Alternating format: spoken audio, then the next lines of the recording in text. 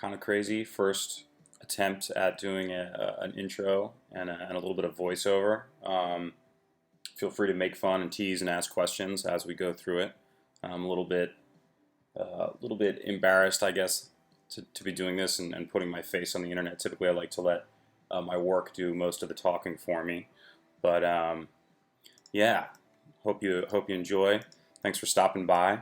A little bit of news in my world, I guess, is that this is my second week as a freelance independent creative. I was an associate creative director at a pretty large event agency for the last 6.5, 7 years.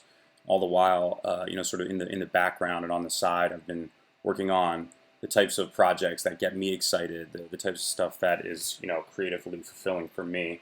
And I had gotten enough of a book of business and enough of a portfolio together to finally make the jump and pursue that line of work full time. So you'll expect to see a lot more content coming from me from this channel and my Twitter and Instagram and other social feeds, and just not only doing client work but putting out a bunch of personal work and side projects and hoping to collaborate with other artists and really keep lots of great stuff coming out and filling your eyes with all types of fun goodness. So that being said, let's jump into cinema. I think today we'll be working on a funny little creature's face, possibly some big teeth. So feel free to ask questions, and thanks for stopping by and hanging out. Let's hop in. Ooh, look at this. Here's my live streaming stuff. I'm sure you wish to exit. No, do not exit. Just hide that shit. Alright, cool. Alright. So you'll see me just compiling tons of primitives here. It's typically the way I start. Make sure my chat popped out. Alright, let's hide that.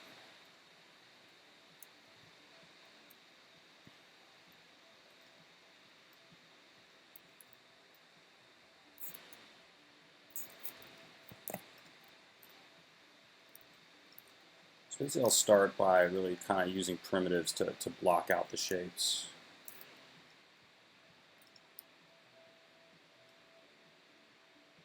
A good cone primitive for a neck. And guys, I have really no idea where this thing is going to be going.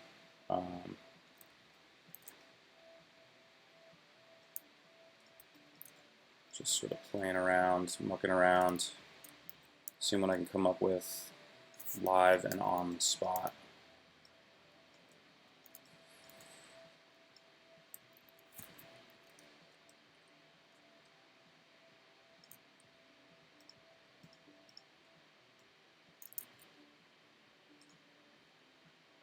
Oops. Audible. Connect. Nope. Symmetry. Look how similar those three look.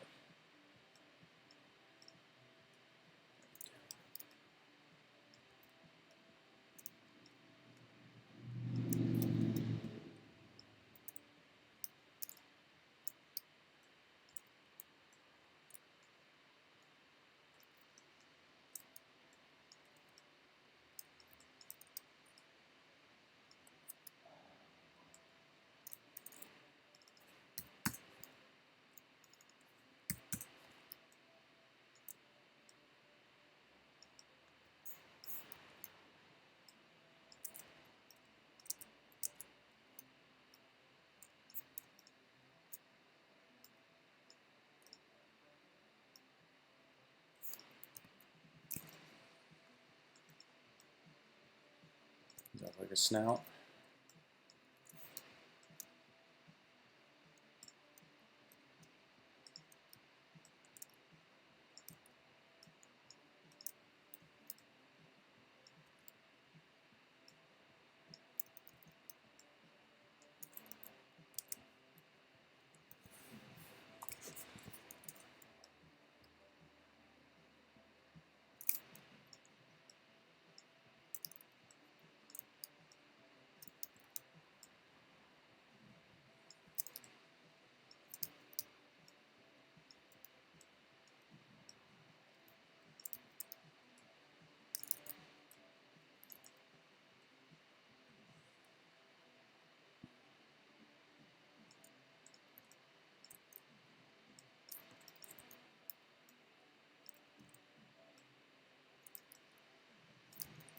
You see, you can use just a handful of shapes and really you can start blocking out fairly recognizable facial features. And I hold the Option key when I'm dropping with an item selected. I hold the Option key. I'm dropping in your geometry, and it'll align it directly to the current position of the item that was selected. It's a great way to really quickly block things out. And I'll never add a new primitive from this menu when I can always just copy one from the object manager and get it a lot closer to where it needs to ultimately be.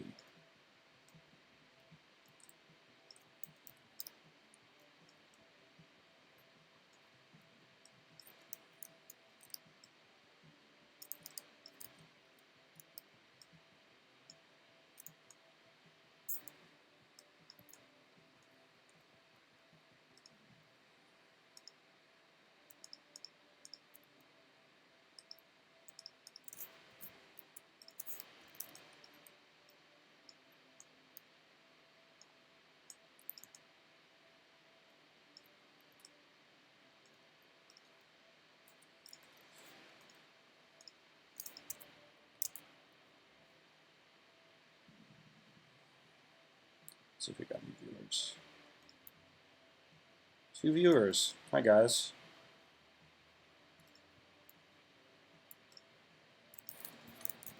Hi viewers.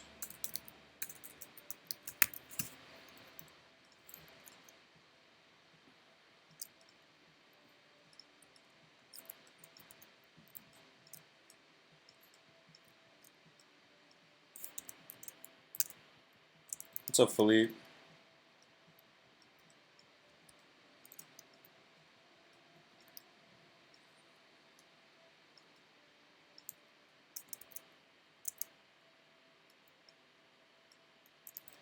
Stream quality okay for you?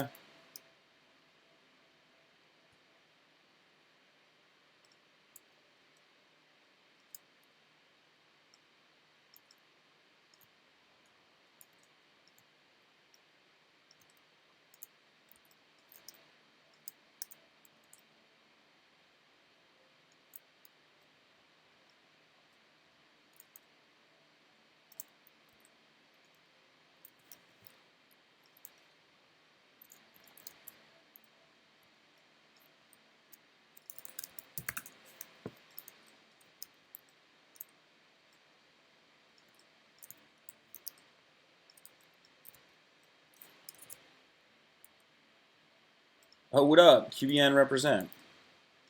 Thanks for stopping by.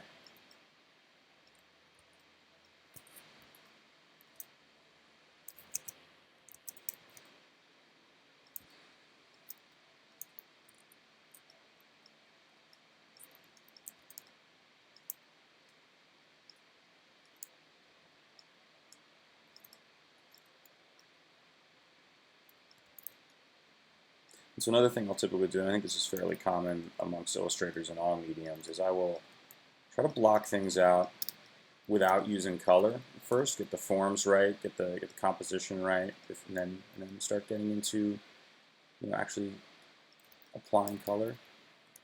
I feel like that's fairly common, but perhaps worth mentioning.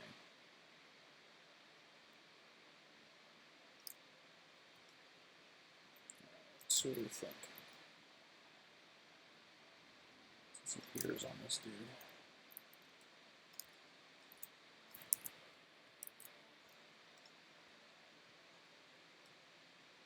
do you think? How to make it near?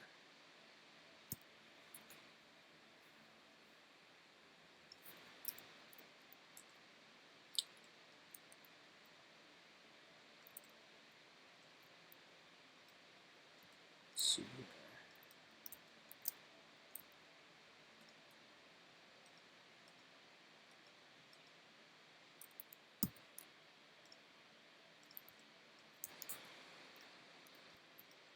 Soft selection, warp this very simple cube. some of that curve going on. Let's see if this works.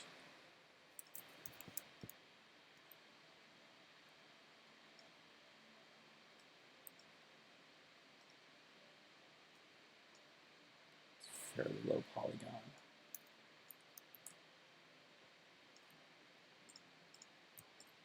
But just throw it in Rubber Nerves. So I'm kind of like a bit further with this concave sort of look. Go back.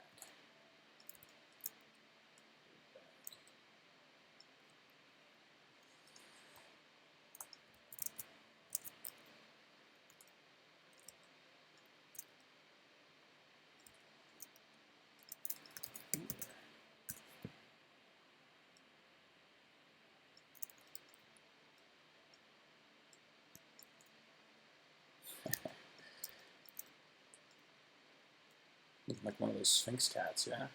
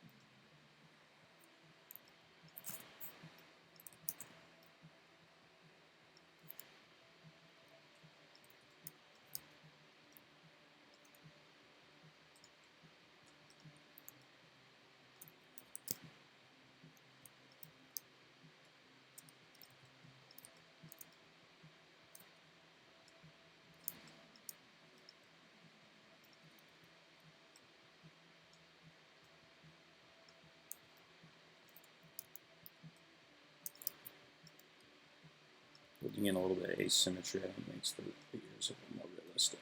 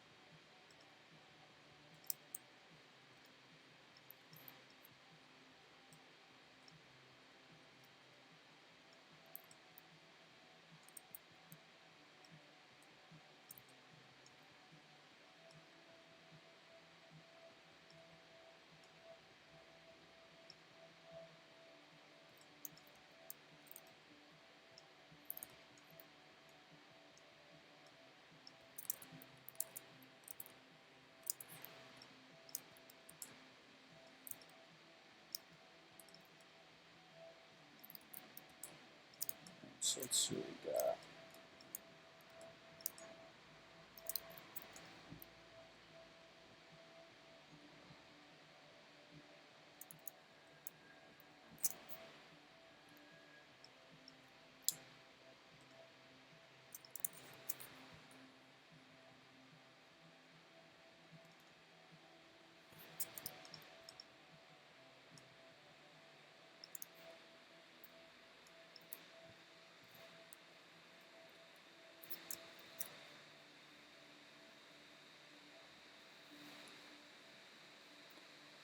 I'm going to add a simple sky, I think, to a little bit of lighting on this bad boy.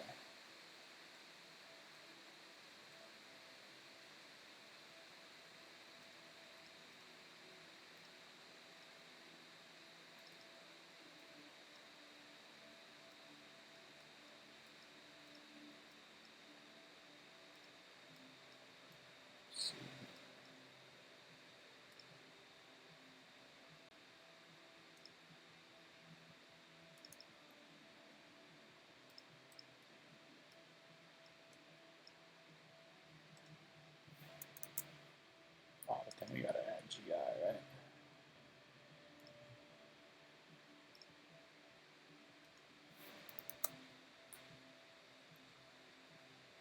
Let's turn the settings down a hair.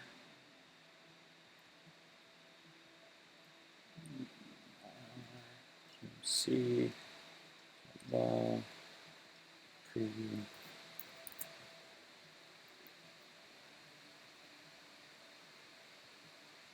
Now we got something that's starting to look like Kit Kat.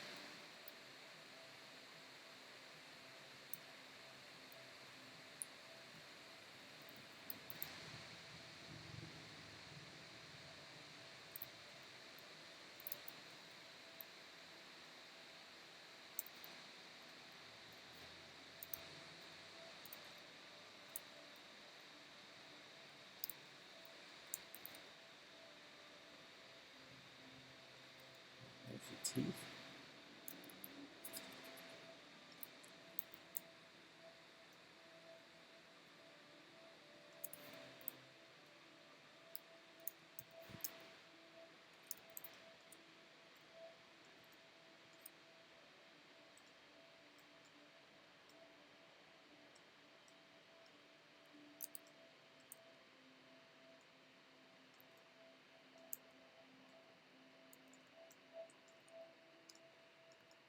So now,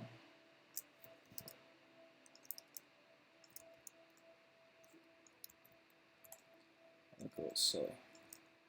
I'm not sure if I want to open his mouth either.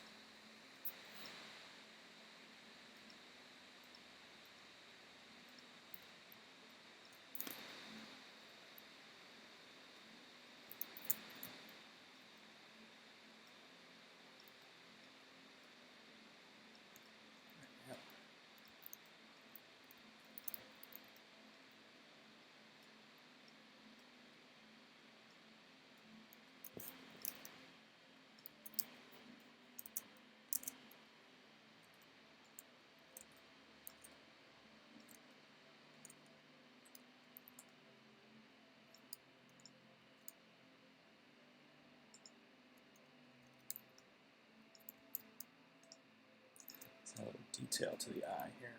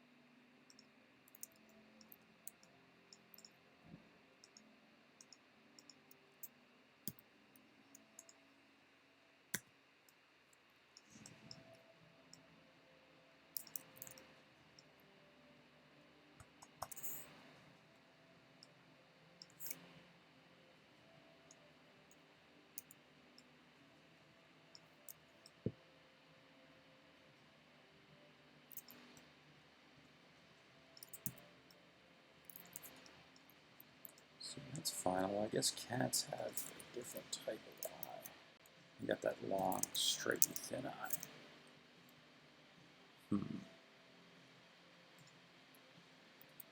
How's that worth doing for this fella? Let's try a different option. I'm going to copy that sphere, bring it back to its editor state, and paste it. So I've got the old sphere and the new sphere. Hide that.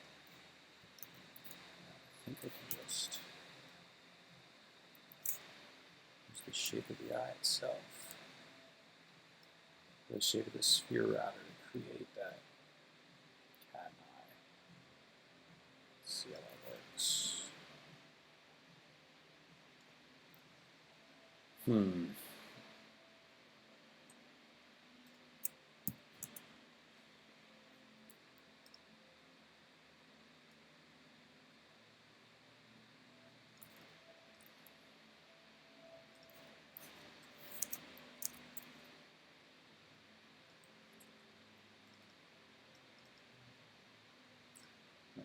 Just do it with color.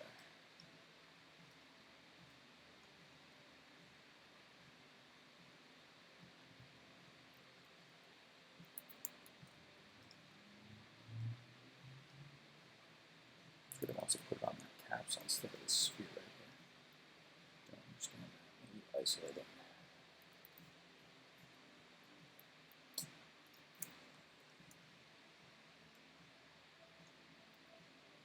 It's weird, it wants to put it on this capsule, which is not what I want it to do. Right, so.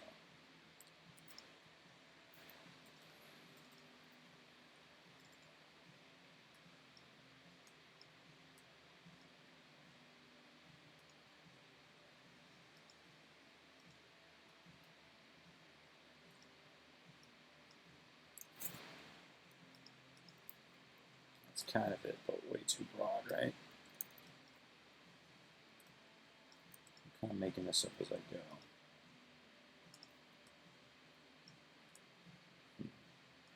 No.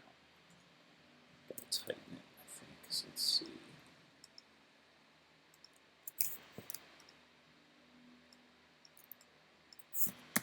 Got some soft selection. Whoa.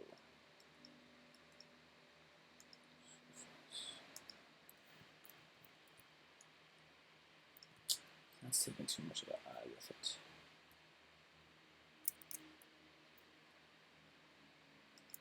I love that solo button. You gotta add that. It's a plugin called Magic Solo. I think if you Google it, you can find it. It's super useful. I hide stuff all the time. Let's see, maybe if I turn this just to surface. Oh, that wasn't surface.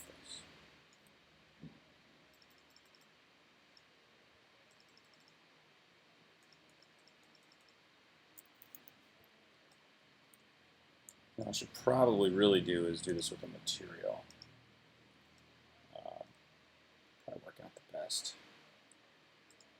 We're getting somewhere.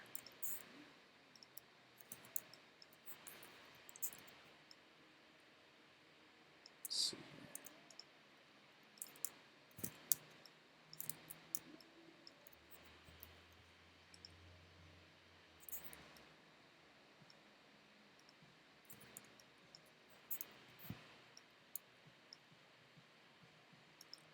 This is probably the wrong way to do this.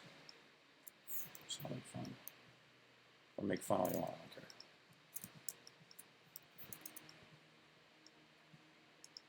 Alright. What do we have? Better. Not great.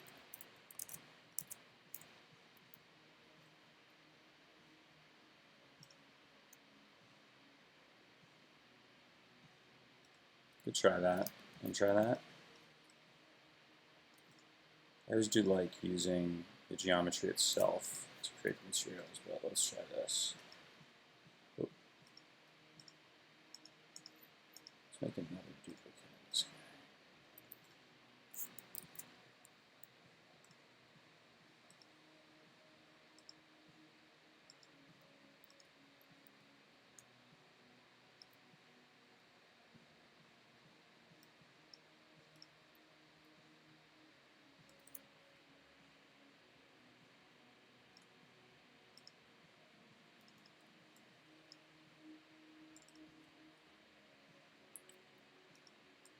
Oh.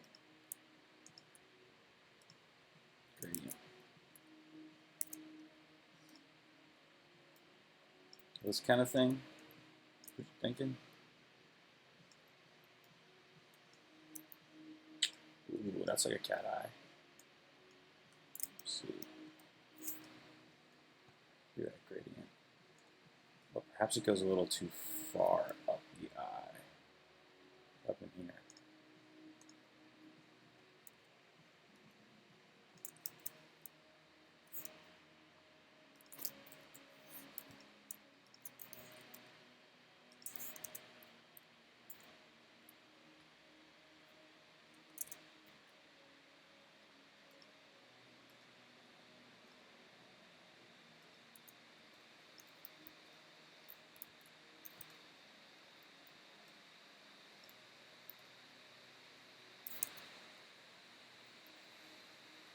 That's cool. How low do we get? So you look at, I'll show you. It's much smaller. Much smaller.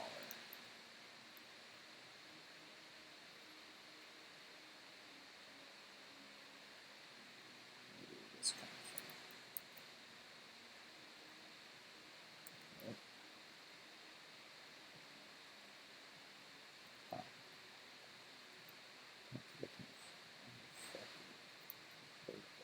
Hmm.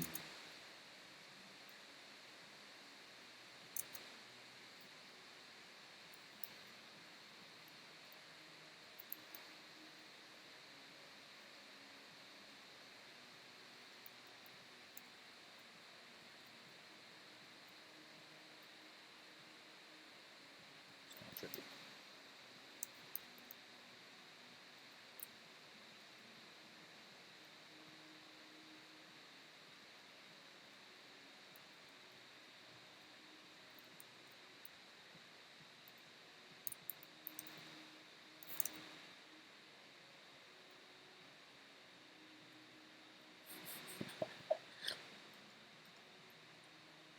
Hmm.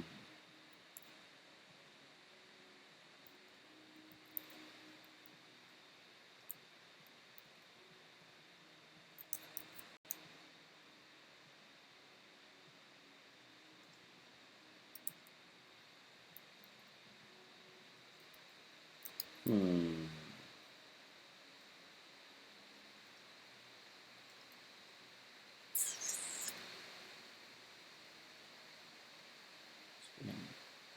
Scale the texture down.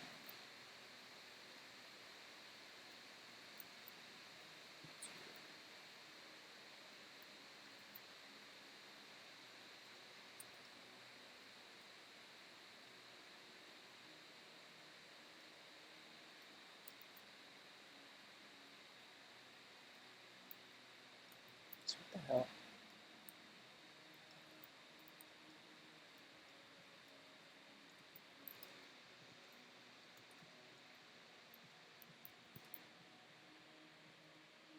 That ain't it.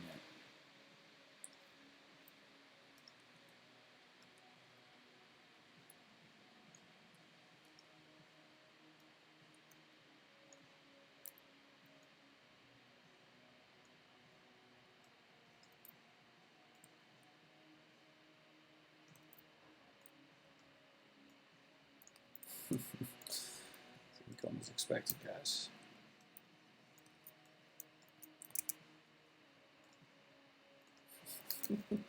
Oh, now you're saying I should model, huh? Oh, that's funny.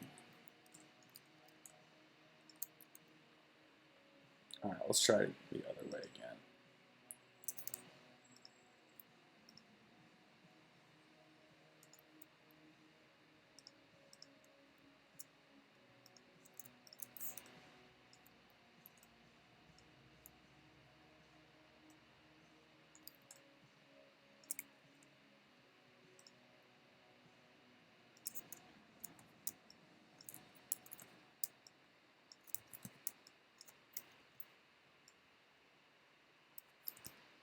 That just totally jacks up.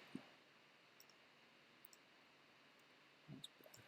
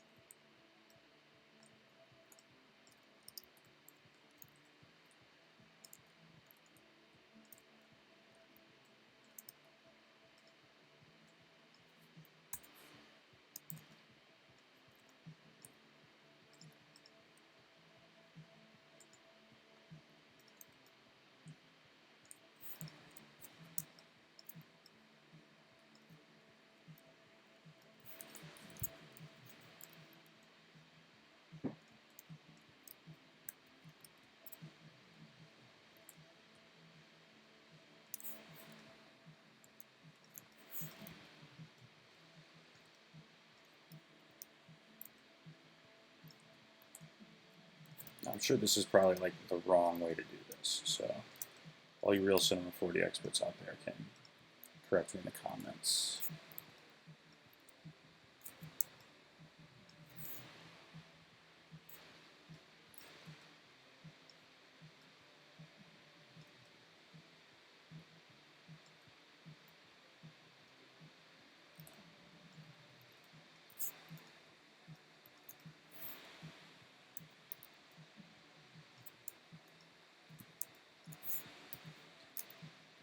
This way I can at least control the shape pretty closely.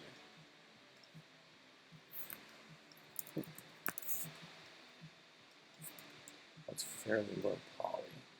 I just wonder if that'll be an issue. Let's check it out. Again, we're still trying to cut out a capsule for whatever reason.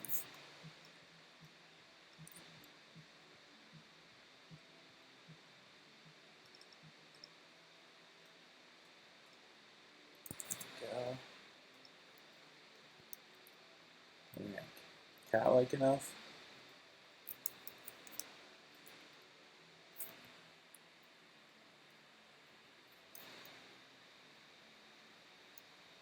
I got 3 viewers now. Hello, 3 viewers. Look at this cat. Like the cat?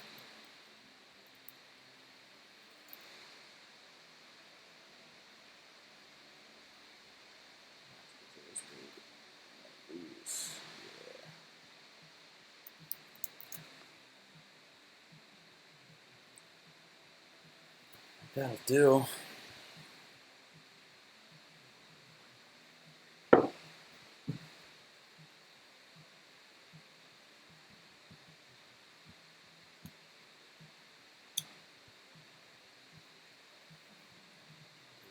Digging it.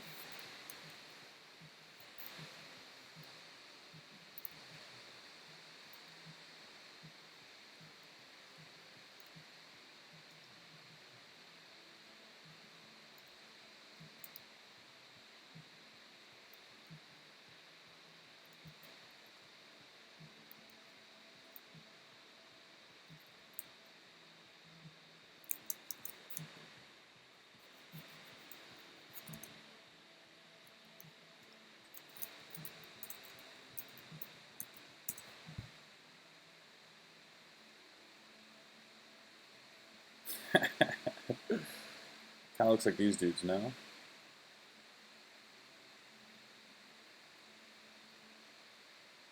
Sweet hat.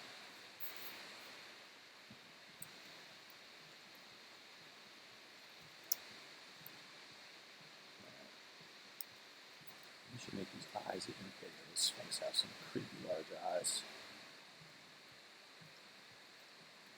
Yeah, let's bump that.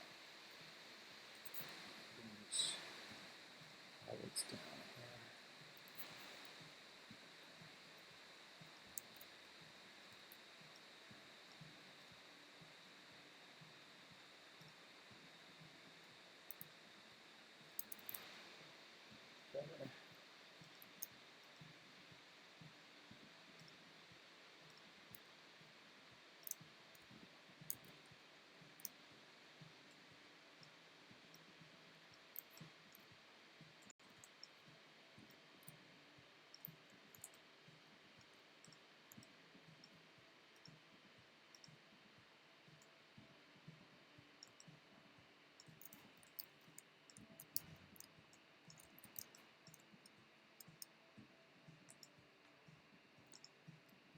Guys. I can get rid of this sphere, this material. Maybe what I should do then, like a glossy version.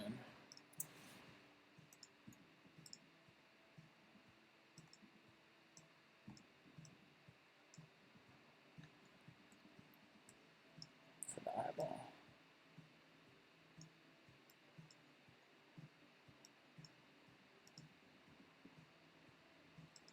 So why does it do that?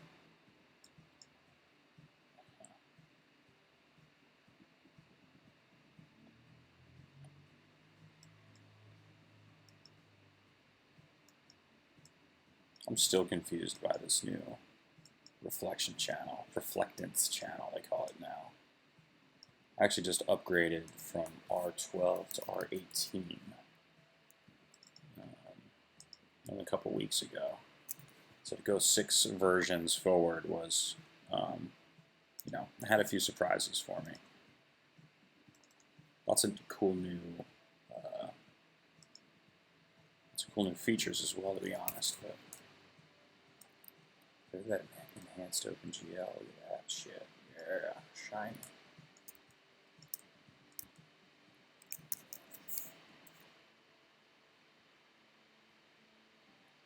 And now, of course, there's like nothing to reflect off of in the scene, so you barely see anything. Also getting a bit of weirdness around the bottoms of these shapes. Try and fix that a bit.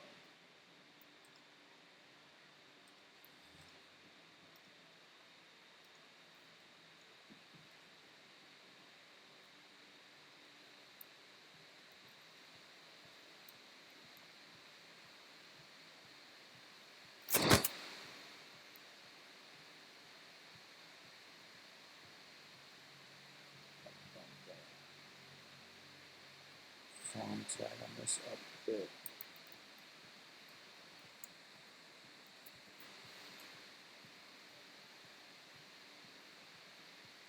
These 2 points probably had a lot to do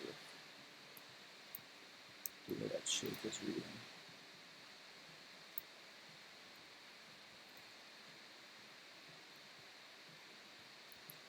Just trying to smooth things out a bit here.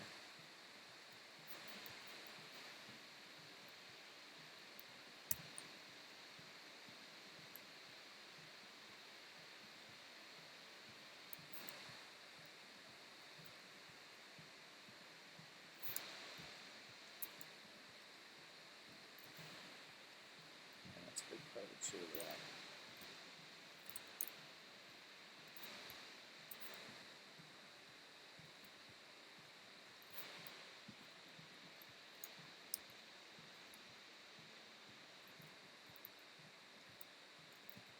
Again, this is probably not the ideal way to do this, so send me your pointers, send me your tips.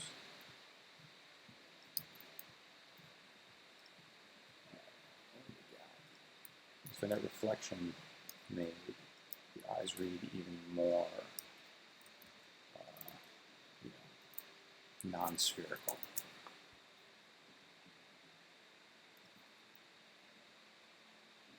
So that's better, but not perfect. Good enough for now, perhaps.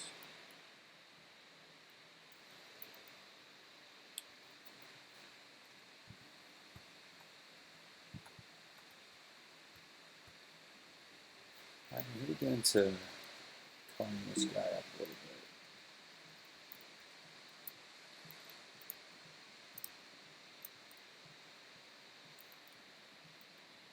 Let's do this first.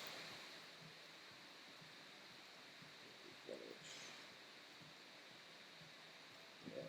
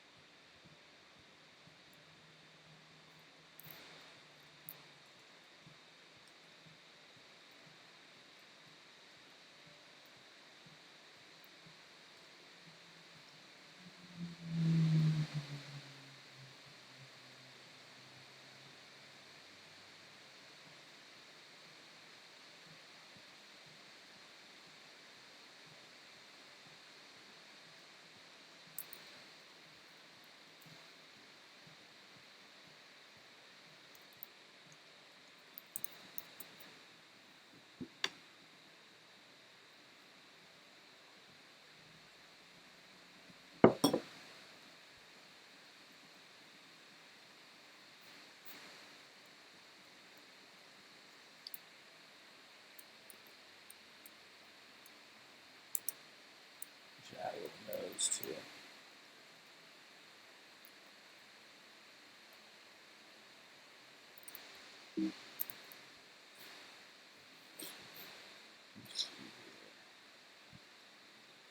Just freehand it.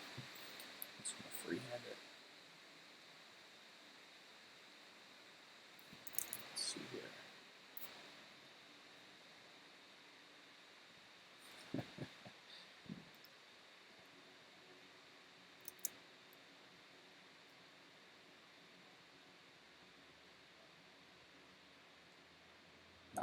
bad.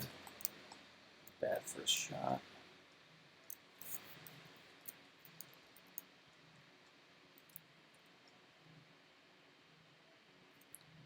Let's throw this bad boy inside of a symmetry.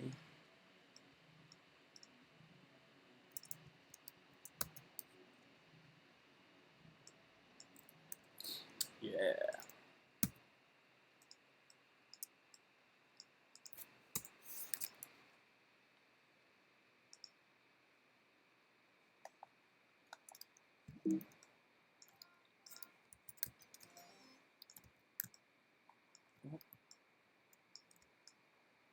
So let's see here. Close spline's going to do that. So what we need to do is connect these two halves.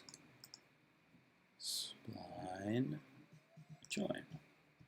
Now we can close spine. Killer. Nose. Screw that shit.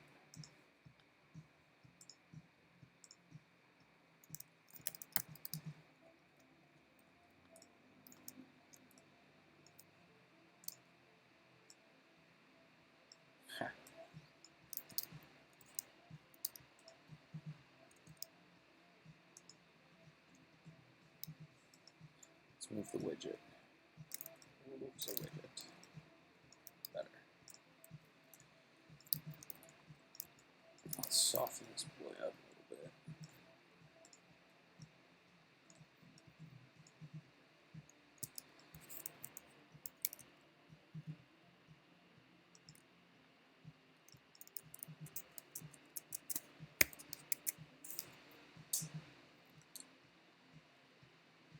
This drives me nuts when he constrained always.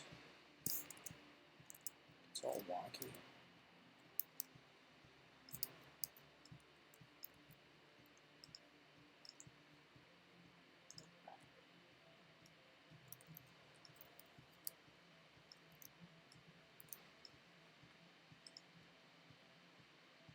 Let's do this.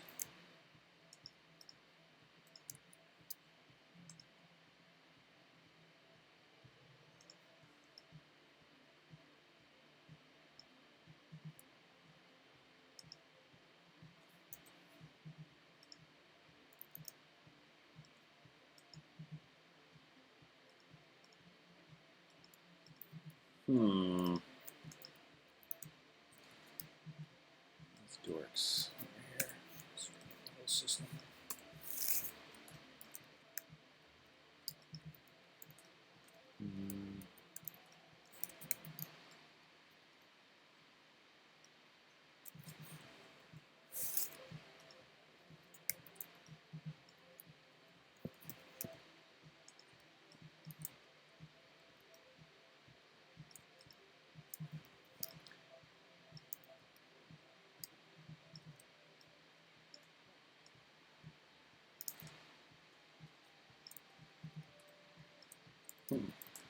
I almost like it without the nose better.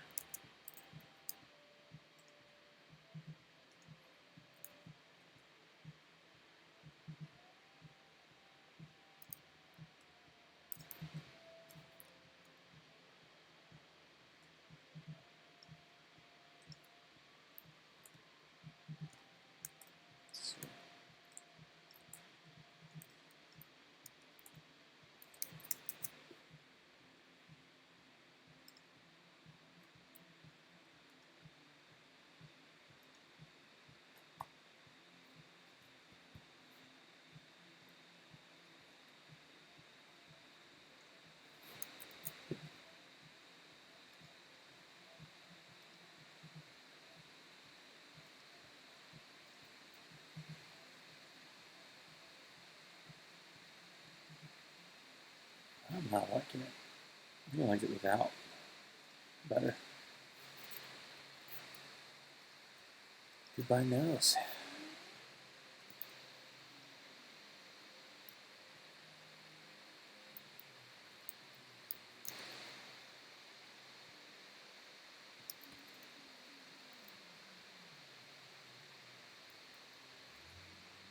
All right.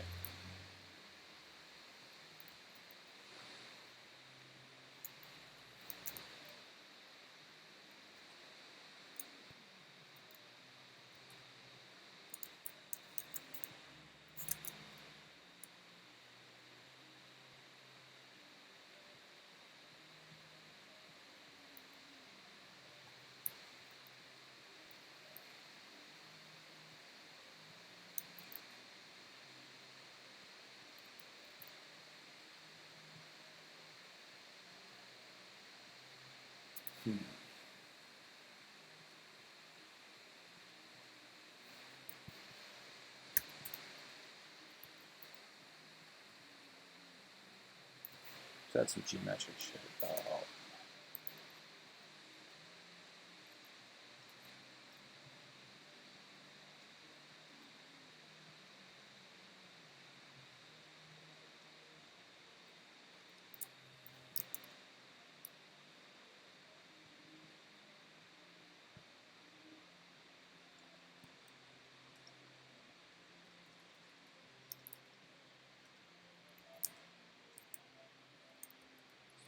Choose a camera angle too. Straight on good. A little bit of angle.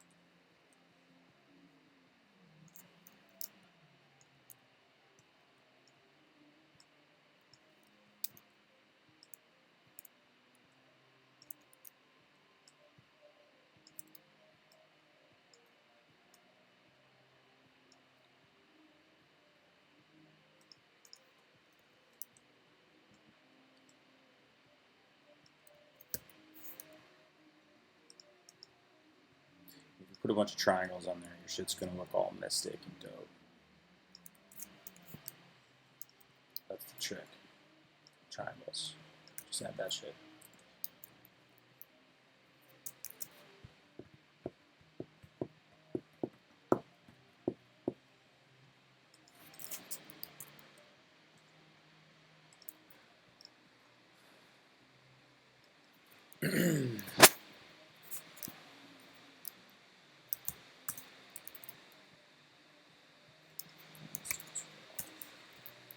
Make a quick little animated GIF out of this guy.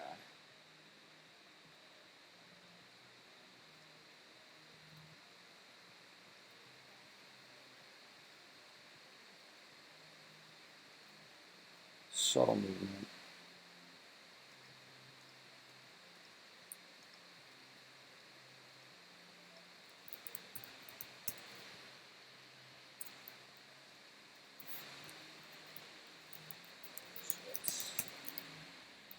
Find our items, get what we want to move from, move that widget, where the neck joint would be.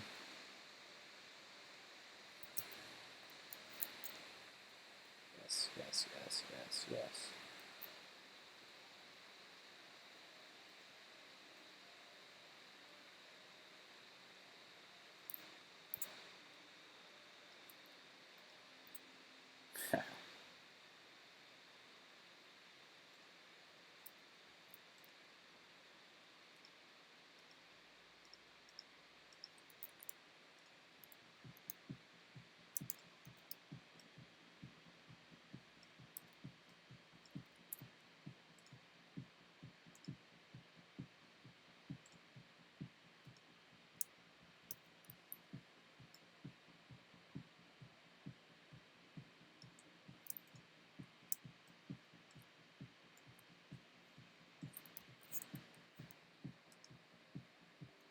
So it's really jittering fast. What I'm going to do is slow the frame rate down.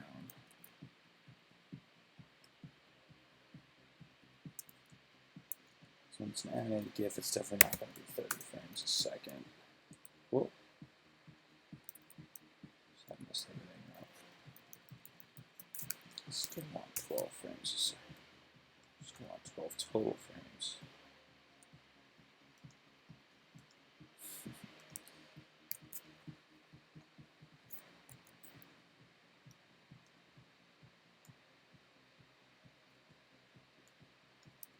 we go.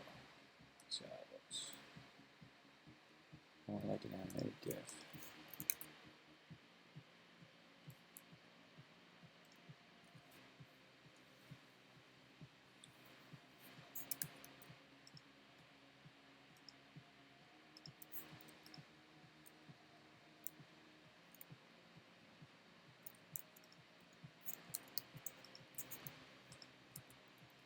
Let's run a point level animation. So I can also animate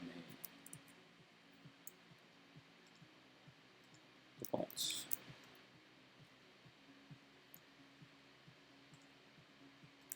Let's see if that works.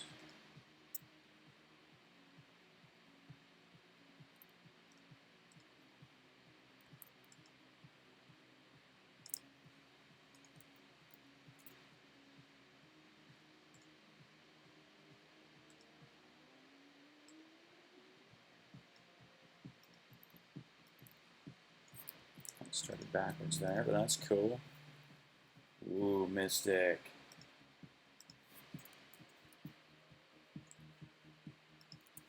Alright.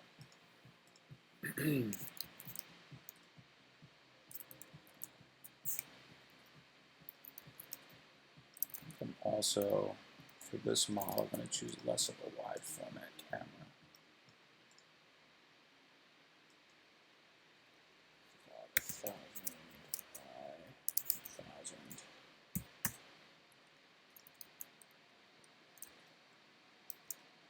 That'll be better for sharing on social media too. You know, GIFs loves social media, or social media loves GIFs. I guess the question is, do we pull that neck in, sort of isolated, or do we try and have it come out and fake the shoulders? We probably fake the shoulders, don't we?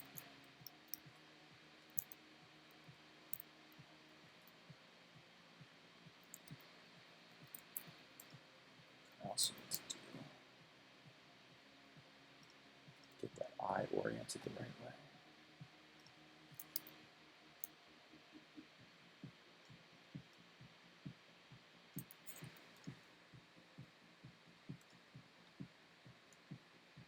It's looking a bit cross-eyed, this fella.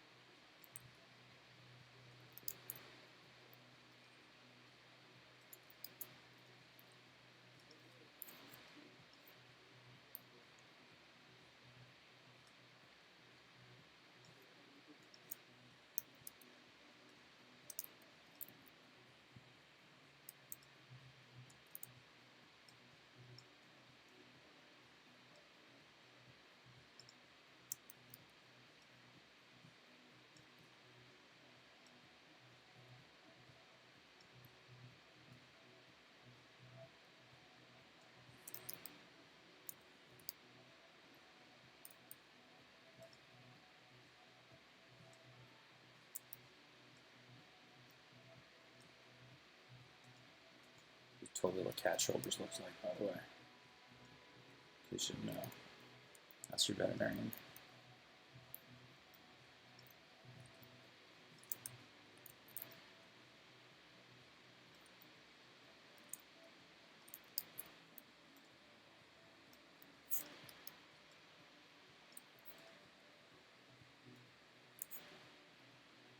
There we go. Human cat boy. Feeling better?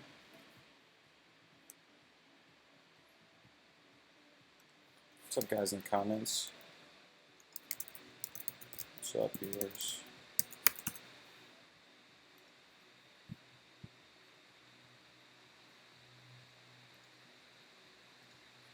The color's feeling a bit wimpy too, so I'm going to pull down the specular.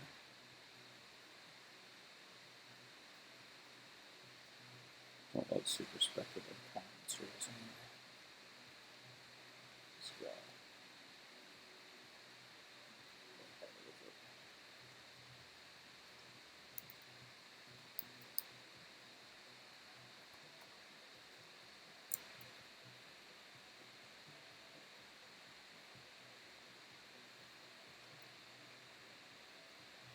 Oh yeah. His eyes still giving me troubles.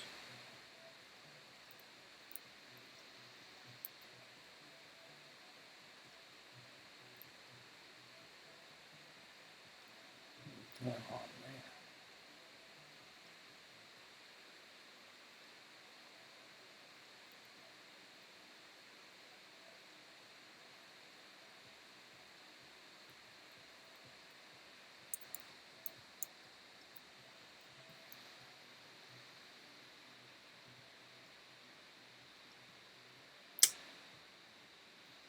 Huh, see, it's just the hyper nerves is just spreading them apart.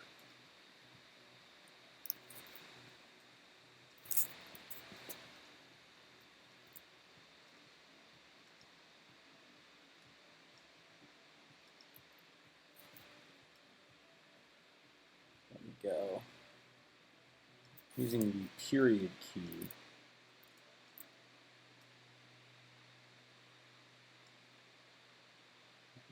Holding the period key with these 3 points selected and dragging, that allows me to tighten that up a little bit. Or something we can find them together. There we go. And then let's see if we can do this again. It's pretty close.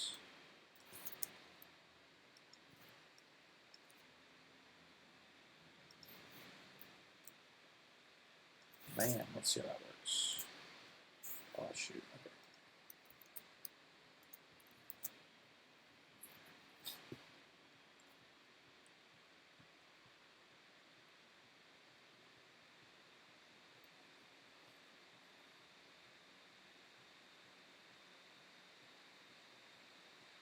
I'm going for about an hour now.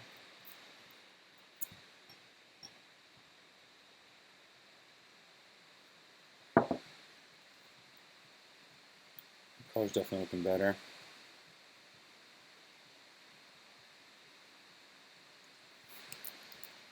And what I'm going to do what I always do.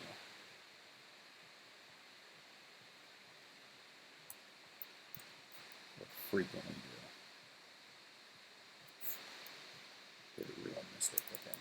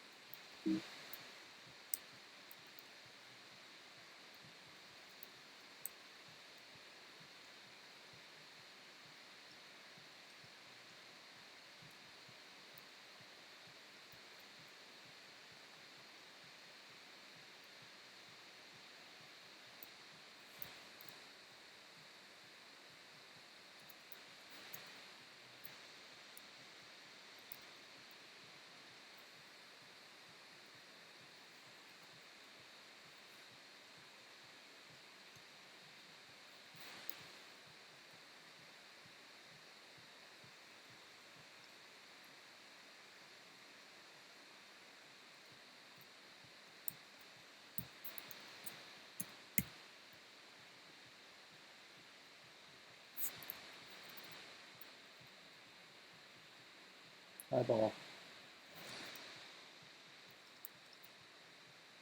2 ducks. Yeah.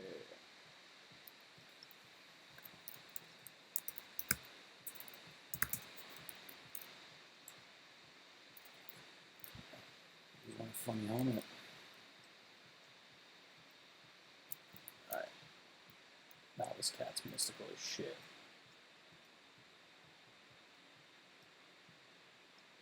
How do you cope with that third eye?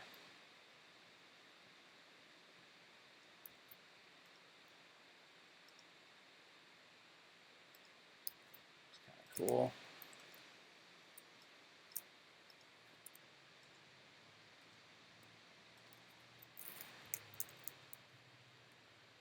Yep.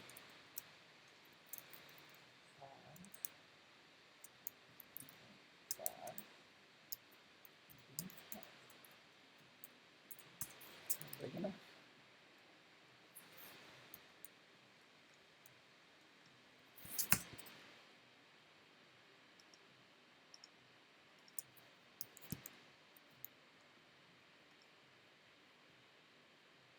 Yes, yes.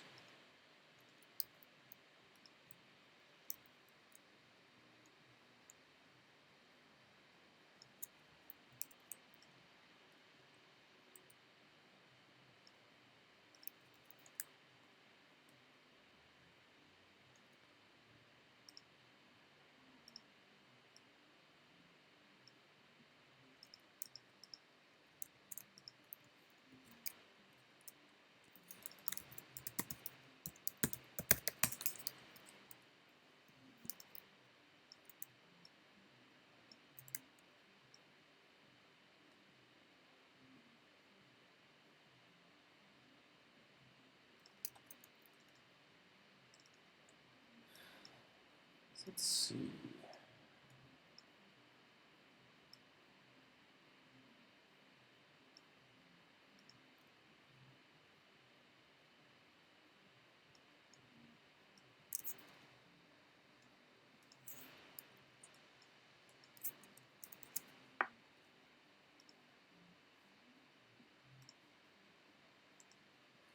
Hey Chris, plugins I use a lot.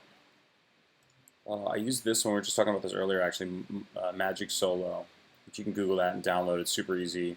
What it does is, it's simple but it helps in the workflow a lot. You can just select an item and isolate it. You can model on this for a while and then you just hit this again and it brings your model back, which is super useful in terms of isolating things. What else? Other than that, no, I don't use a ton of plugins, to be honest. Let's see what I got here. Yeah, Ivy Grow I've used a bit here and there. But I like to try and have simple modeling and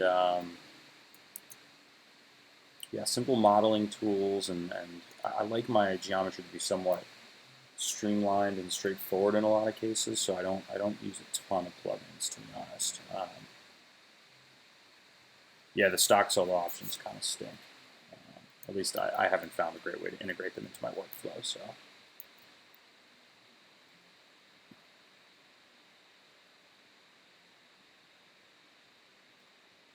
Something weird's happening there. Shit isn't lining up like I thought it should. Let's try that. Nope, it doesn't like that. Let's try this. Two.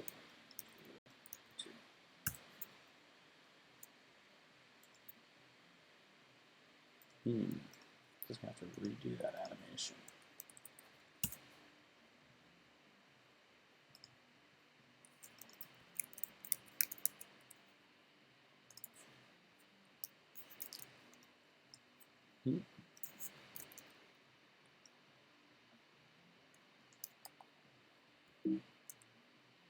What the hell happened?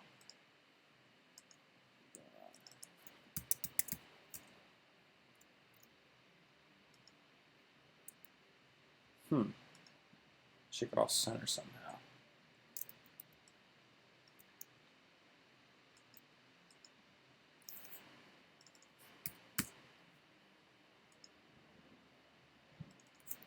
Drives me crazy.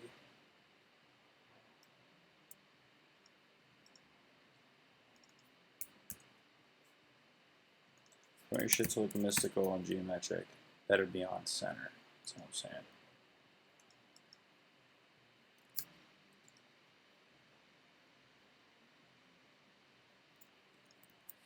That's super strange.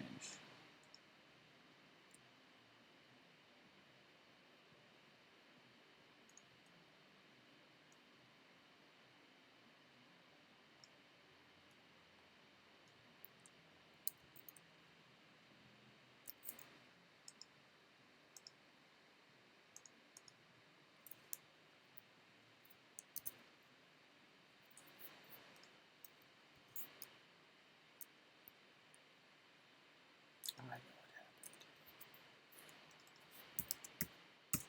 There we go. Must have moved my widget accidentally. Now I'm nice and on center.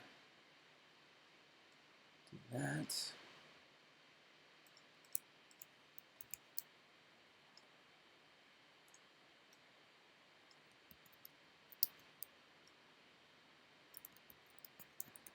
So, put a keyframe in there.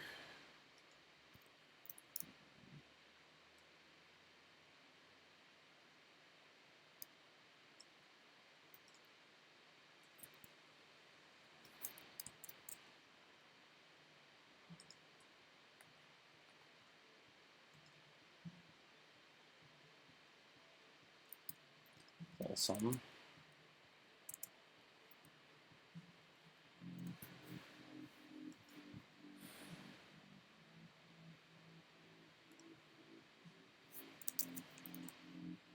Whoa. Luminance.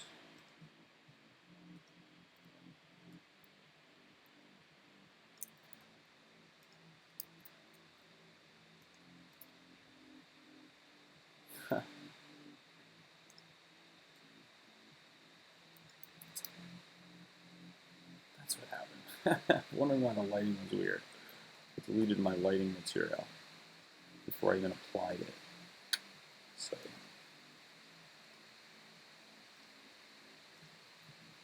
I'm gonna make another one.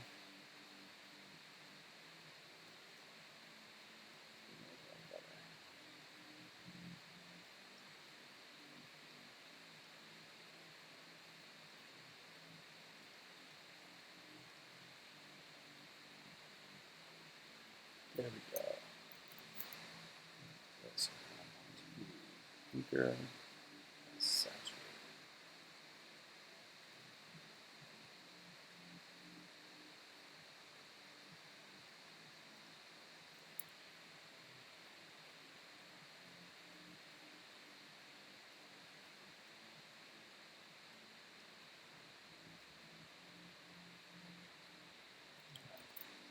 See what we're looking at now.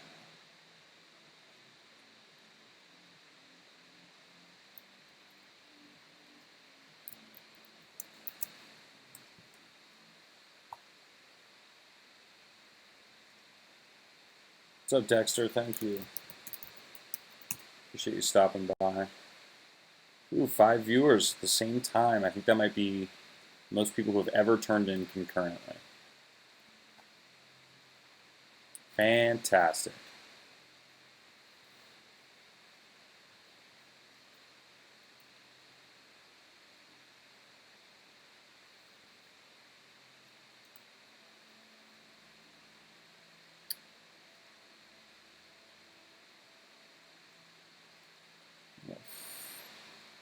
Keep a black background, I think. I'm gonna turn off zoom by camera on this guy.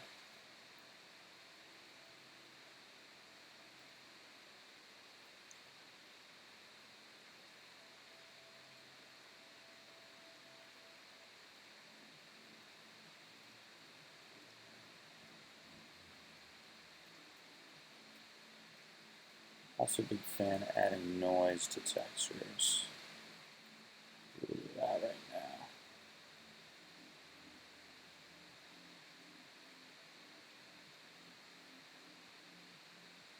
Let's see what we got.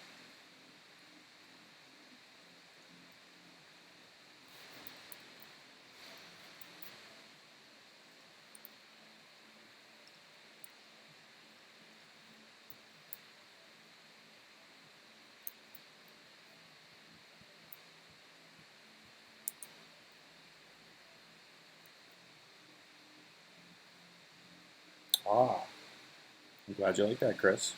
You're not allowed to use it. It's patented and trademarked. I invented that.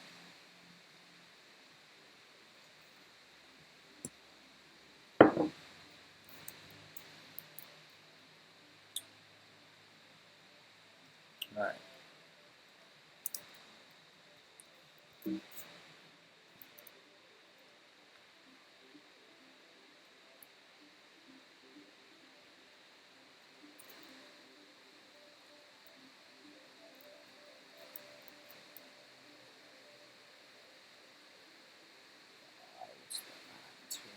Let's do this.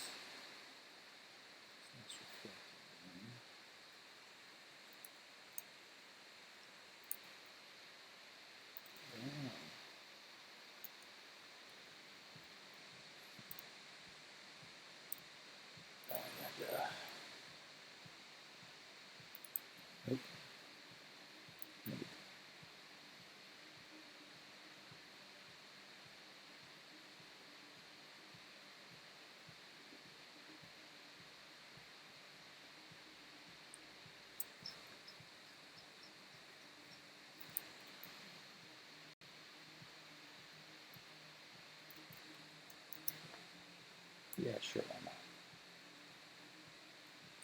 So the noise looks good, I think. A little bit of grain.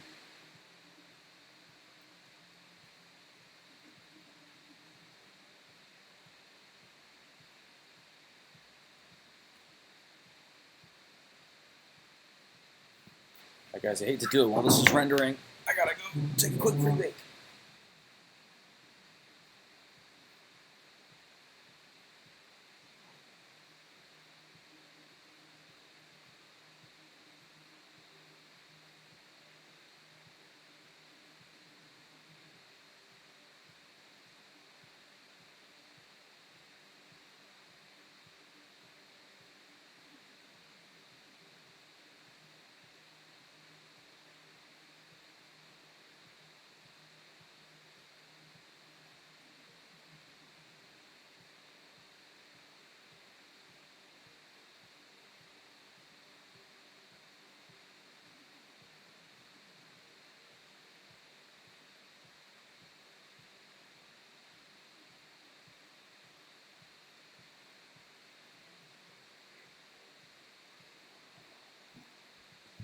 Sorry about that. Been drinking coffee all morning. I had to go relieve myself quickly.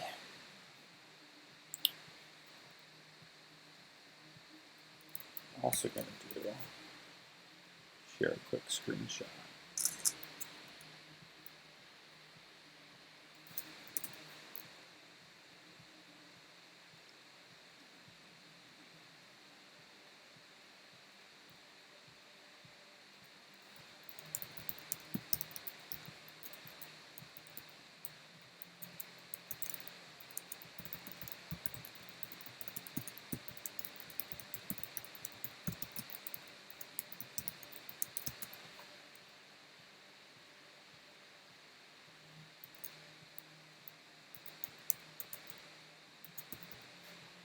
I'm sure you guys love watching me tweet.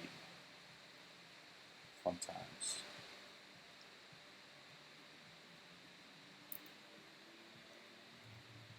Watch me tweet. I should do a screencast where all I do is just tweet. I'm sure you guys would love that.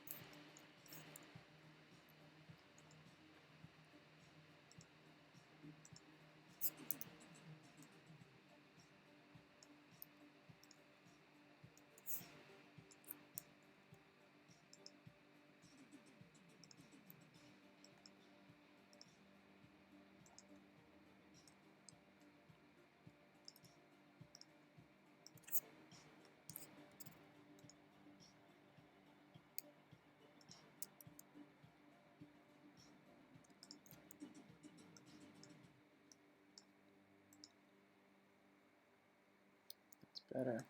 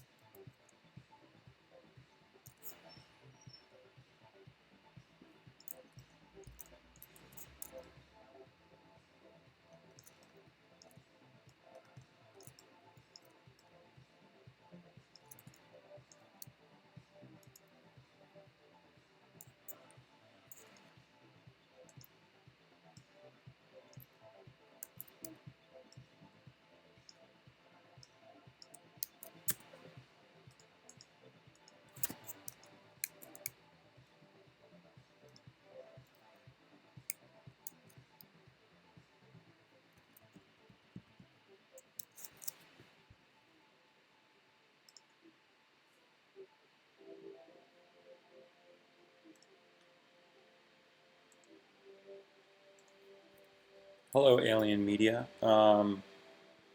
So I use a mix of physical and software. I'm just using software right now, or standard. Um, Physical's nice. It's got some great stuff in there, but I think render times are typically much higher with physical. And for this type of project, geometry is fairly simple. Lighting setup's fairly simple. I'm going to keep with physical here, or with standard rather, not physical. Um, I was working at a studio for many years, and actually just a few weeks ago, I broke out on my own and am freelancing now. So I'm doing a lot of personal work and also taking on some smaller client projects. But expect a lot more content from me in the coming months, and yeah, super excited. Been dreaming about being out on my own for a long time now. It's actually super exciting. Diligent Studios is now officially recognized business in the county of San Francisco. It's all legit and official. Exciting stuff.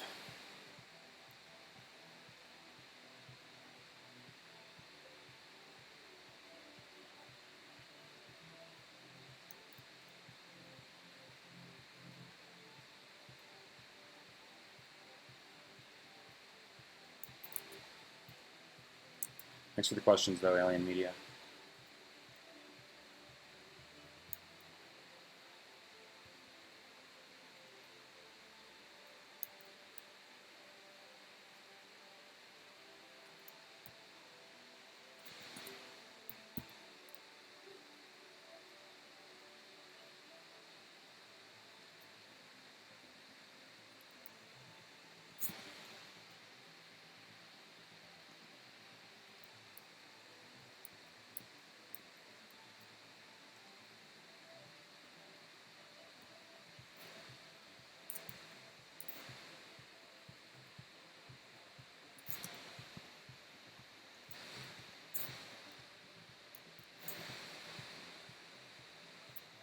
Just going through and adding some details.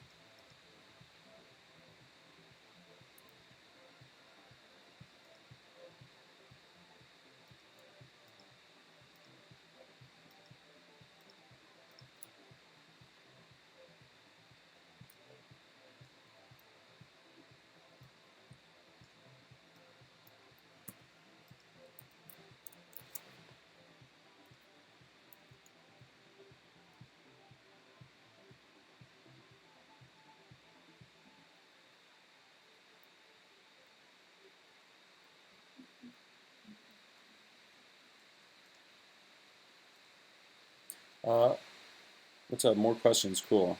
Oh, you're graduating from motion design December. Very cool. Congrats. Keep at it.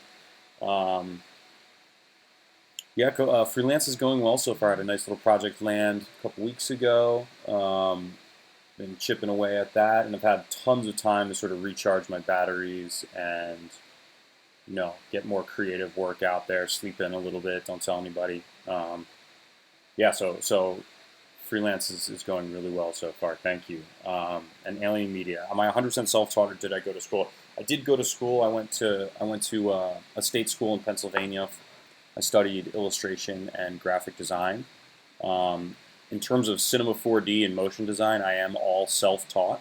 I think my illustration and graphic design background has informed a lot of sort of my abilities nowadays. And yeah, though this type of work though is all really self-taught. I actually the name for Diligence Studios and sort of my online moniker comes from sort of the school of thought that one should always be working on the side and continuously improving their abilities and learning new things. And so while I was working at an event agency doing more corporate graphic design work, I've always been on the side, chipping away at and working on, more projects that I'm passionate about.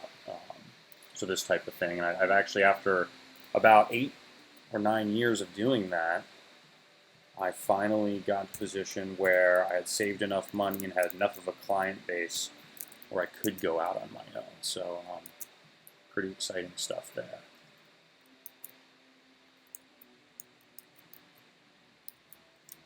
So I'm thinking I'm getting close to where I want to be with the model.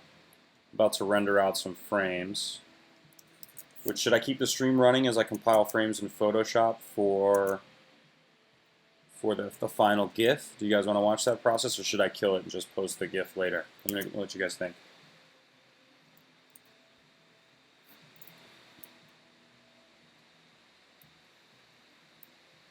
Let's look at all these cute kitties.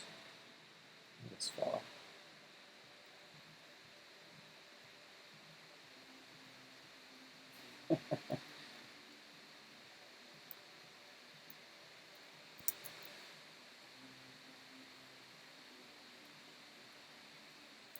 Yeah, so you're right. Drawing, not only in your ability to actually like use drawings as finished products. I mean, that's nice. That's not something I typically do. I can draw a little bit, and I try to draw as much as possible. I think drawing is the ability to think visually. So while your drawings may not be your final finished product, I think a healthy drawing habit will improve your eye and will help you get a lot of ideas down on paper that I think it's much more difficult to get things down on paper digitally because there's a lot more buttons to press and stuff like that. But if you can just loosely and quickly draw, then the ideas will flow out of you much quicker.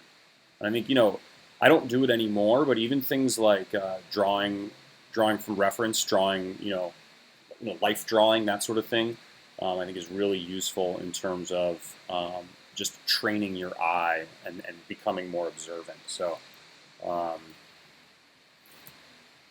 let's say those are valuable pursuits for sure. Keep drawing, lots of drawing. In fact, I try to draw every day, even if it's just a doodle or a quick thumbnail or a little bit of this or that. Just a little bit of drawing every day goes a super long way, for sure.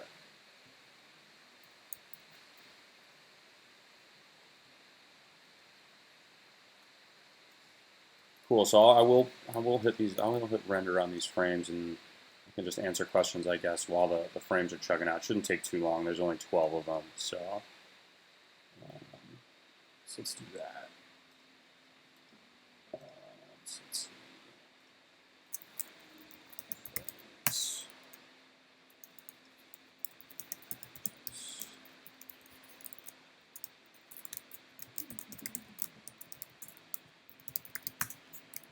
Let's see, pins.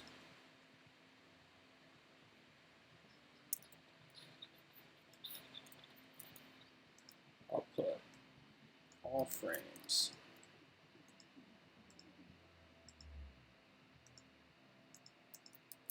Let's see, one last look.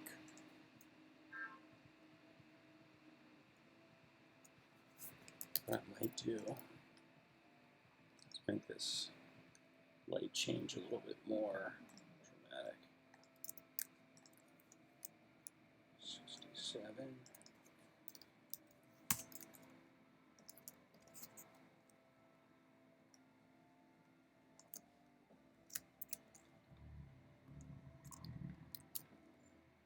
Whoops.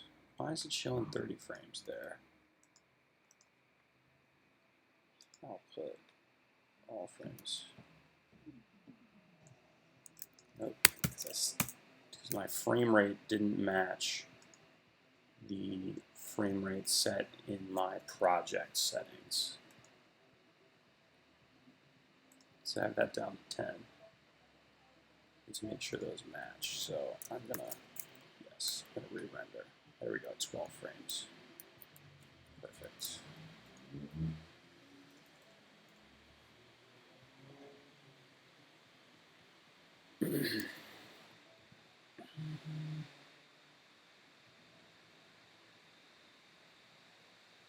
Cool. Yeah, I mean, shoot some questions out while these frames are rendering. We can watch both go down at once. Yeah, that iDesign tutorial about optimizing GIF output is super useful. EJ's the man. Actually did a little interview with him for his site, iDesign. So if you have a minute, go check that out. It's all about GIFs. Um, I'll show you how I output GIFs. It's not perfect by any means, but it's definitely the way that I work. So maybe I'll give you some pointers there. When I was working in the studio, it was a lot of promotion. So it was an event agency. So what we did was large tech events.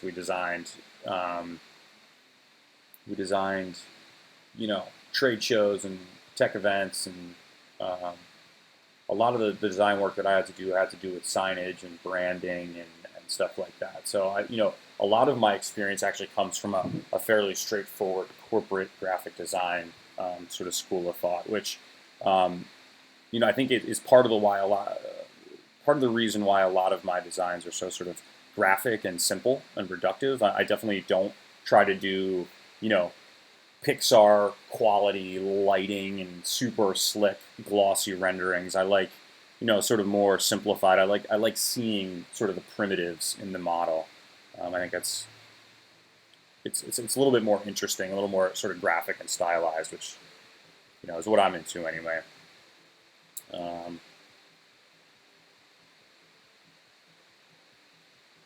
yeah, so stick at it, Chris. If you're diligent enough, if you'll pardon the usage of that term, you can make it happen. It took a long time. I had to save my pennies. It was expensive getting my own equipment and getting up and running. Also saving enough money to account for living expenses while you don't have a steady paycheck can be a little bit intimidating. But stick at it. Stick at it. I was in the working world for 10 years after I graduated before I had gotten to a point where I could break out on my own. So stick with it. So much to learn. I've been using Cinema for 6 or 8 years now, and like I was saying earlier in the stream, I had upgraded from R12 to R18, and wow, my mind is just blown with all the new features in there. There's so many buttons to press. So yeah, I'm with you. There's so much to learn, but it's a really powerful tool. So it's exciting.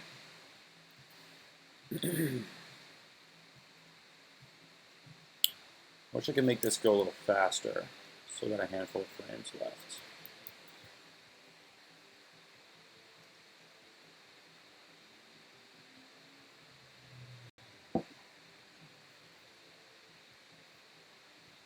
Well, it's not too late. The degree that you pursue doesn't necessarily mean that's the job you're going to be working out of school. There's lots of guys I went to school, lots of people I went to school with who graphic designers and now are tending bar, working in a coffee shop.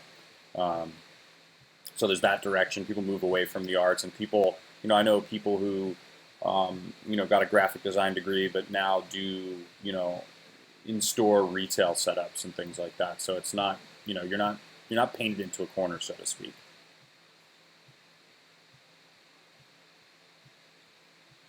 And also, don't think of it as the program is your way to earn a living. But clients don't care what kind of program you use. It's your image making, it's your video making, it's your storytelling abilities that are really going to be what bring clients to you. The program that you use to make your work is far less important than you think it is. I mean, we sit in this, we sit in front of our computers all day, and we want to know the technical details of how this stuff gets put together. But ultimately, people are going to be hiring us to do that work. Don't care what program we use or how the images are made. They just care about really high-end final product. So, and high-end final product is one part of it, but what's interesting about the creative world is that what we do is it's a service as much as it is a product.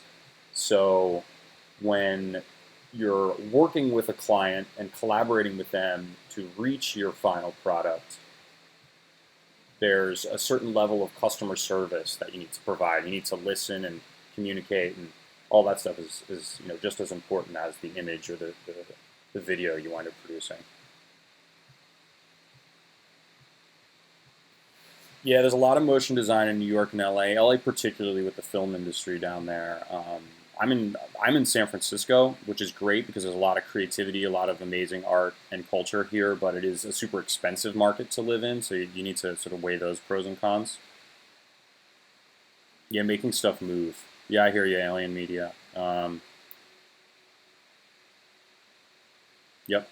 But if it's something that you do for fun, then you've already got a leg up on the competition because enjoying what you do will bring you back to the table and you'll keep working and creating and making things. So stick with that. That's important.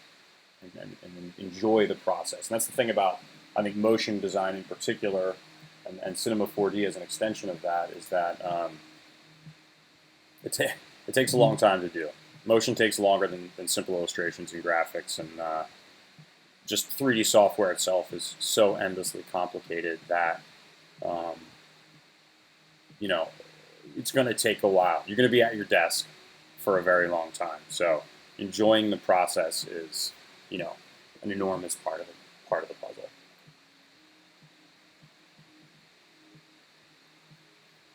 This is my coffee thermos that I've been putting stickers on over the years. Enjoy it.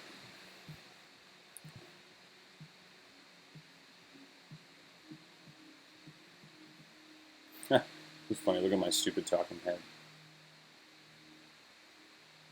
All right. So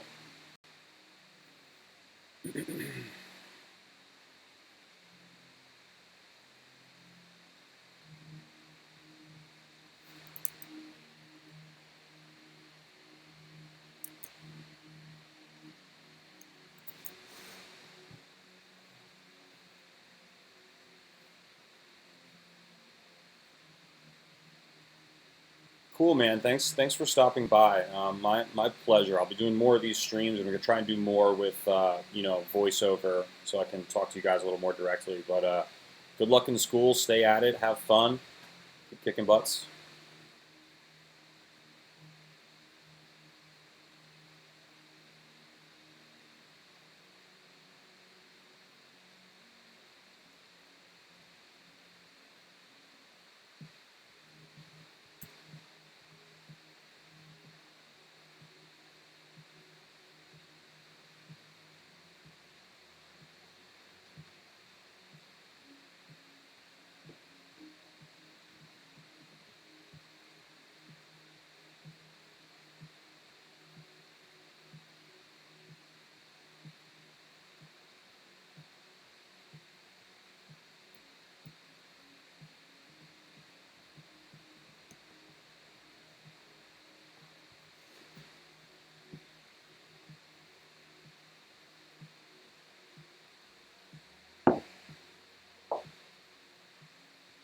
Almost halfway done.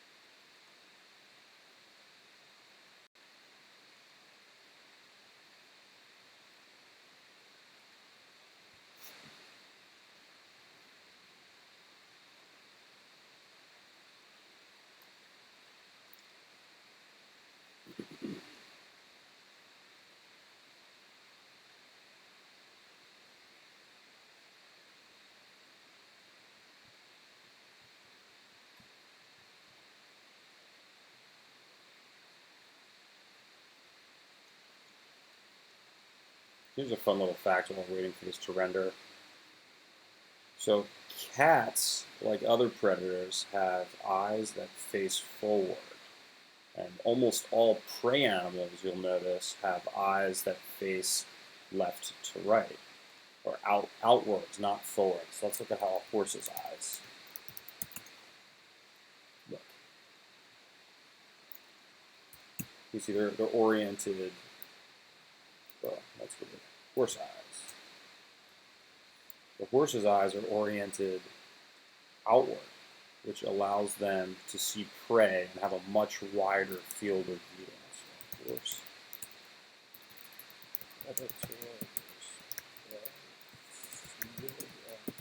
Hopefully, we can find one of these diagrams.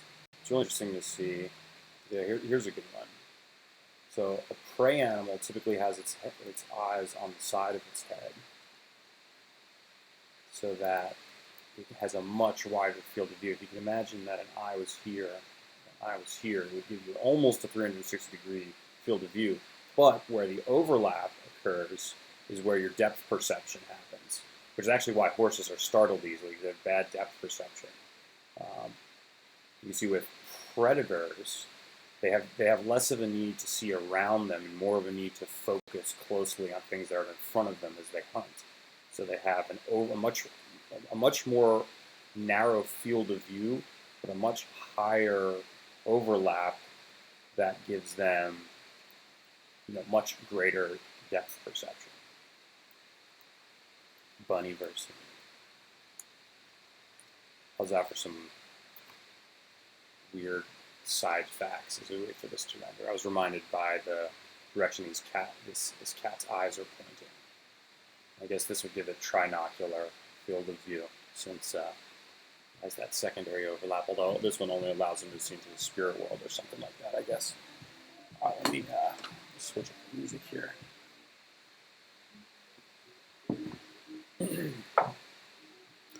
All right, just a few more frames. Getting there.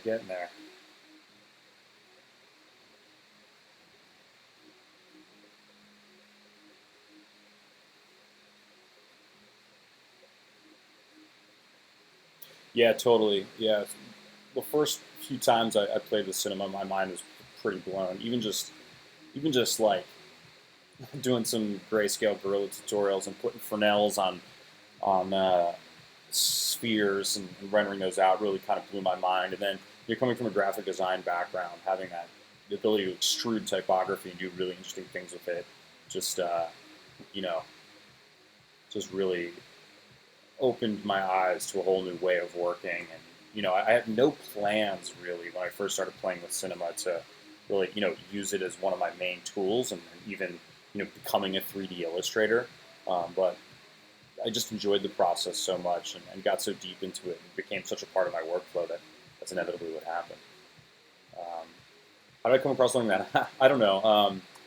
I love the nature and outdoors, and I guess the outdoors and nature. So I always watch nature programming. I love reading about that kind of stuff. I love useless little tidbits, especially as it relates to animal biology. You'll notice that a lot of the work I do is really based on natural scenes. I like doing lots of plants and landscapes and animals and stuff like that. I'm just super inspired by the outdoors. Actually went on a super long hike yesterday and took some photos and stuff like that. I love the natural world.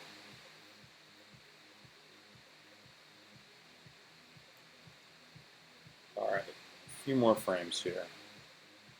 We're going for a while now, almost 2 hours. I hope that the music I'm playing in the background doesn't do anything with licensing or anything and flag this video. Run into that issue before where music has been playing in the background while I'm doing a stream, and the copyright infringement bot on YouTube slaps my ass and tells me I can't monetize the video. So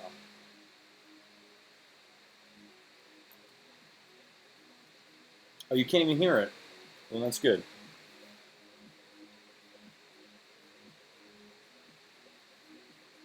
Then I can just hear it. Nobody will get sued, and I'll be able to listen to music while I stream.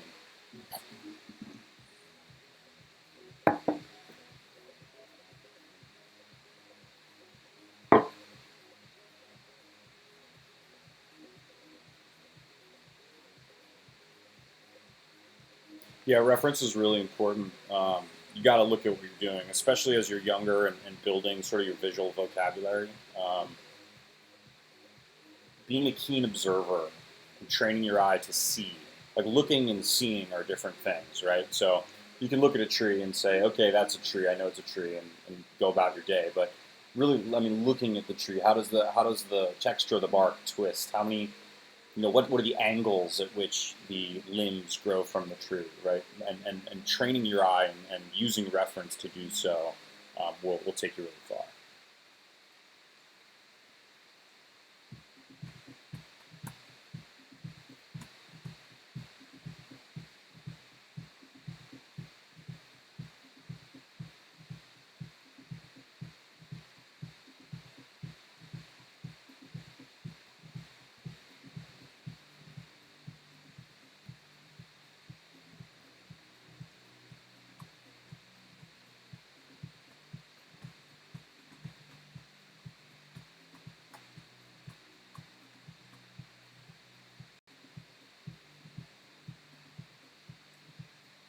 Oh, well.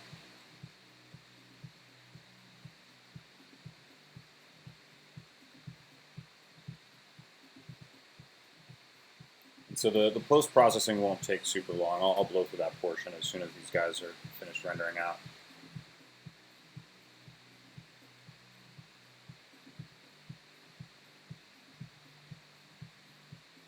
Yep, details. Details are important. You got to get the structure down first, and then you add little details. Wait, I thought you had to go to school, put some hours in your portfolio.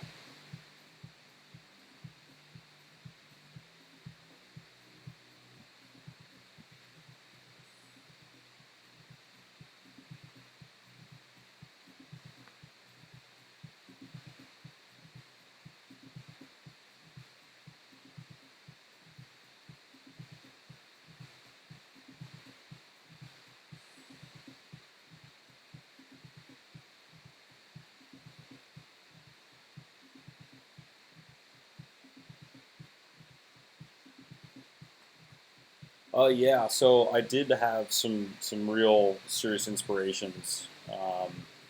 Less so, then, or well, less so now than a few years ago.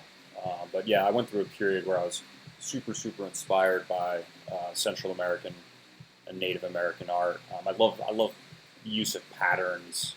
I love that a lot of their stuff references nature. Certainly, lots of animals and plants, and there's sort of a mystic aesthetic. I think that a lot of the stuff in Egyptian art is the same. I would say that even the piece we're working on right now feels really Egyptian in a lot of ways to me. Um, Now I think I've sort of incorporated that into my style a little bit. I think I'm referencing the Central American sort of look less than I used to, but I think little bits of it have sort of stuck around. Where does the style come from? I don't know. It's a mix of sort of my graphic background, my love of drawing, my love of nature and animals, sort of simplicity, um, using color and pattern in an interesting way. Just playing around. Just playing around. Ooh, back up to 4 viewers. Killing it. Killing the game. Hello, new viewers. Well, we're just finishing rendering here now. One more frame to go. Then I'm going to hop into Photoshop and stitch these frames together, do a little color correction, and make an animated GIF. So let's actually do that now.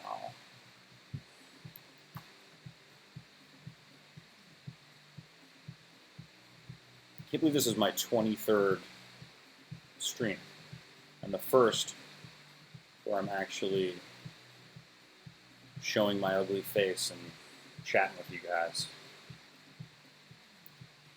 Alright, almost done. Boom. Let's save this to be.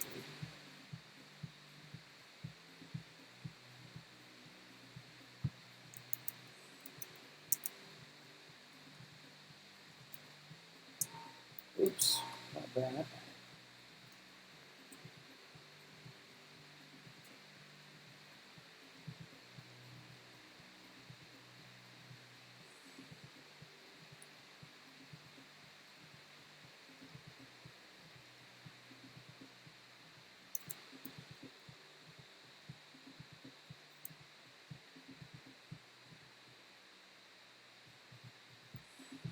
might need to kill this last frame. Oops. Yeah, let's see if it runs a little smoother. Yeah, that's better. What Cinema does is it actually starts with frame 0, and then by the time you get to frame 13, it's actually the same as frame 0, so it'll appear to skip, or you know, hold still at a moment.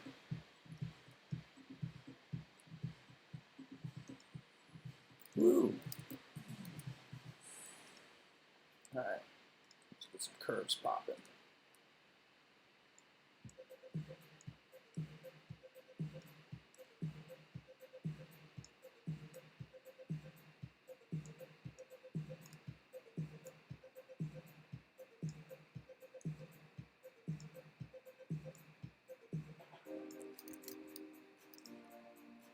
Guys like vibrance? Let's get that shit vibrant. Make it more vibrant. Yeah.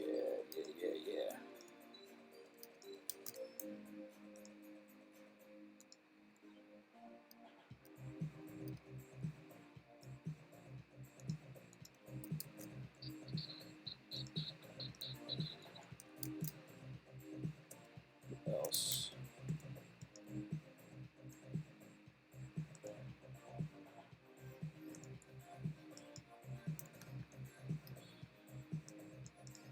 Nice. Well, thanks for coming back on your lunch break, Dexter. Monster Project was amazing. I was lucky enough to do it 2 years in a row. Experience was really good. I think it's become more and more popular. I think it's going to be harder and harder to get a spot on the roster, but the good news is that Katie, the organizer of the Monster Project, is, I think, opening up more and more cities and more seats every year. So good luck. Hopefully you get involved. It was super fun. Super fun. I'm just noticing now this sort of an overlap here, which, you know, frankly, I don't care about that much. I'm going to leave it. I'm going to sign it.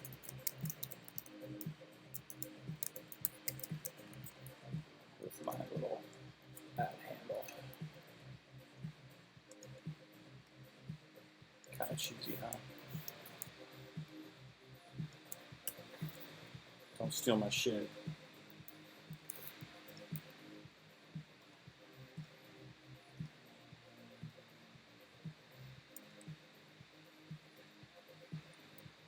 Keep it subtle.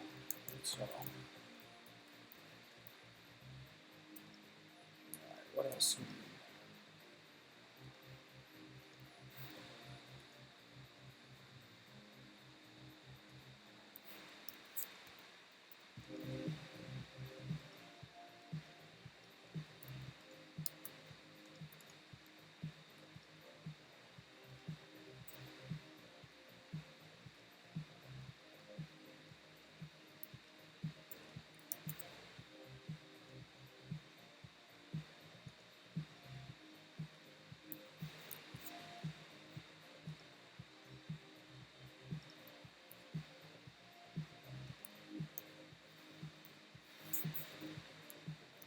A little bit of a glow.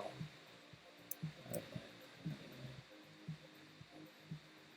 glow.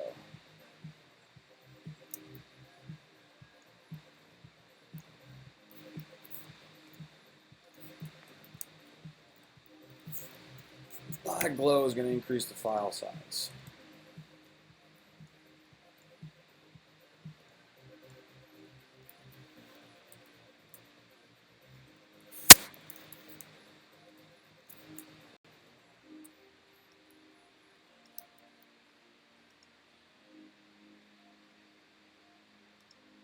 That's really annoying.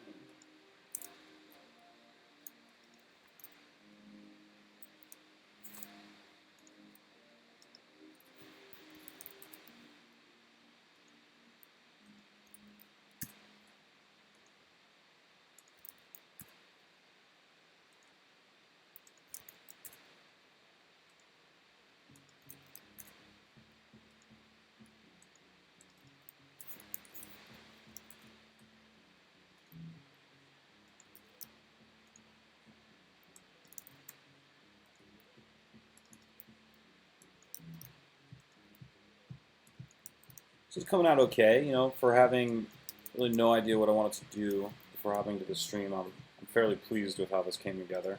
I think that the minimal color palette will help in keeping the GIF file size down. Something about it here. Yeah, I always export as an image sequence, usually as a ping sequence, then bring them into Photoshop. I'm not sure what that'll do in terms of file sizes. Couldn't hurt. See, look, this file size is nice and low, which is great. So I can crank the dithering, which is going to give you a much softer gradation. I wonder if I can go to full 256 colors here. Yeah, it's going to work well. So I've got a relatively low frame rate, or frame count, only 12, so that's going to help keep the file size down. Limited color palette is going to help keep the file size down a lot as well. I try to keep them typically under 5 megabytes for a GIF. This is coming in at about 3. So I think that's going to work out really well. And I think I'm just about done, guys. So I'm going to save this out and call it a day. Thank you so much for stopping by, everyone. I'm going to post this on all the social medias. Feel free to like it. Stop by again. Stop by and say hi. Hey, Surin. Just to say the last gift you sharing Instagram looks amazing. Okay, cool. Thanks for saying so. Maybe I'll do a motion capture project here sometime. It's a little more time consuming, so I don't know if it'll make as much sense for a stream, but certainly something I'd consider. So yeah, guys. So thanks for hanging out with me as I created this. It was fun. I hope you guys had fun. I had a good time answering your questions and getting involved.